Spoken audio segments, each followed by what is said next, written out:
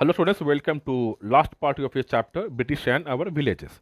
Student, as already we have discussed that the amount of taxation was so high, the peasants, the rayos were facing the problem and they started leaving the villages.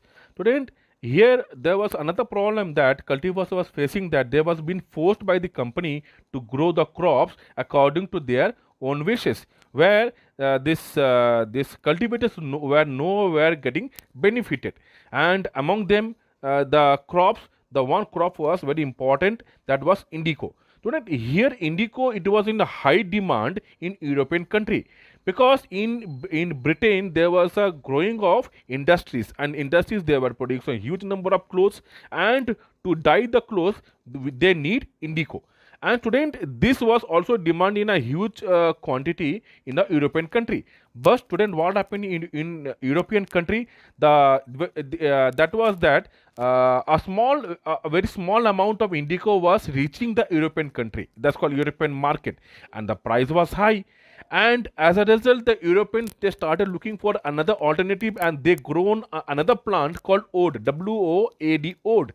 But that the quality of the oud was not better than the indigo. And why India was chosen to grow the indigo? Because India, for growing the indigo, we need a tropical climate.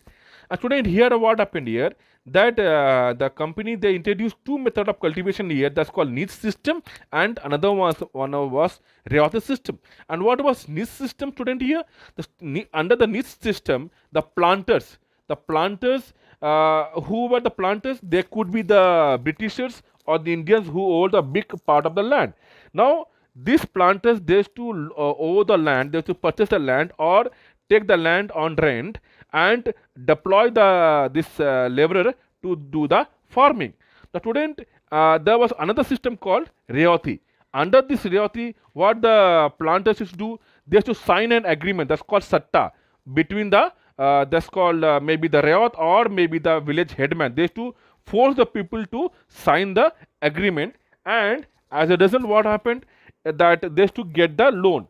And but this agreement had a condition. What was the condition? That out of the land, 25% of the land should be used for indigo cultivation. But student, in the both system there was a problem. There was a this planters, they face a problem.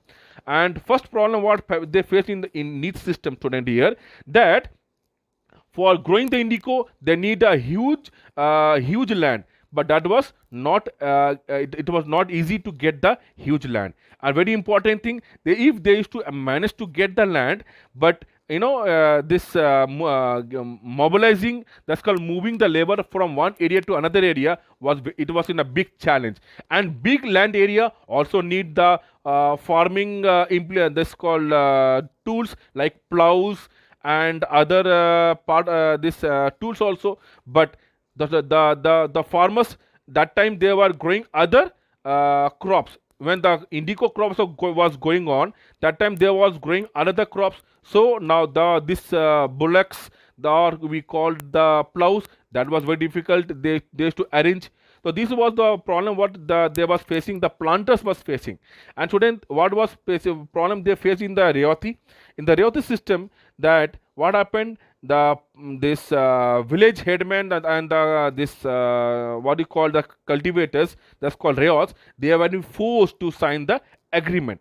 And student, after the harvesting of the crops, the what happened, the loan cycle, that was never get ended in the Rayothe system.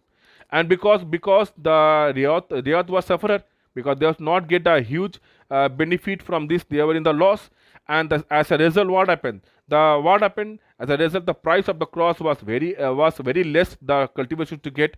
The cycle of the loan never got ended. The planters, there was insisted indigo to be the grown in the best soil, because indigo can be grown in the fertile soil. And once you grow the indigo, then next time we cannot grow any other crops. That was also a big problem that cultivars was facing. Now today you can see here, these were the two one type of this printing of this indigo. One is called kalamkari print, and more is called this cotton print. That's what I already have discussed, this problem of indigo, this cultivars was facing. And then they have went for movement called Blue Rebellion against the planters. What happened here? The Rayot in Bengal, they started refusing to grow the indigo. They started refusing to grow the indigo. They also start refusing to give the rent to the planters. They attacked the indigo factory, and gomastas, the agent of planters, who used to come to collect the rent, they used to beaten up in the villages.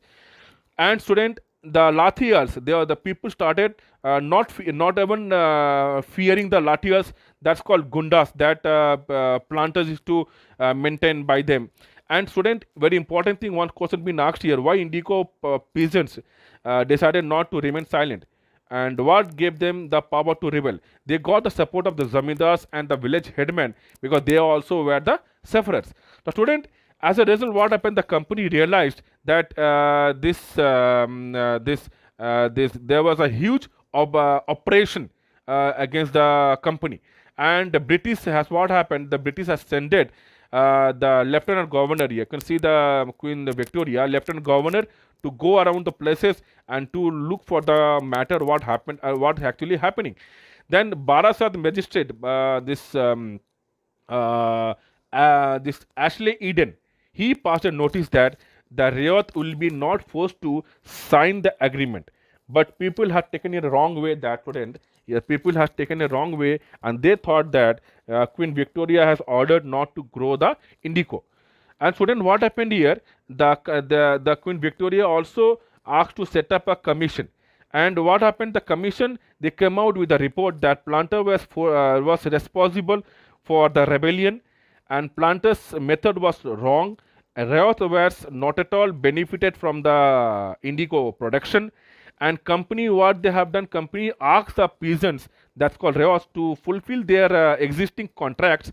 And the commission also told the Rayot that in future you may refuse to produce the indigo production.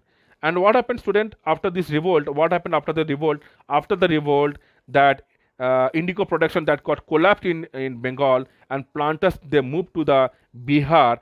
And there Mahatma Gandhi, who came from South Africa, he went to Champaran in 1970, and even in Bihar also, Mahatma Gandhi, he started a Champaran movement, and this movement was against the indigo plantation. That's all, student, for this chapter. Take care. Thank you.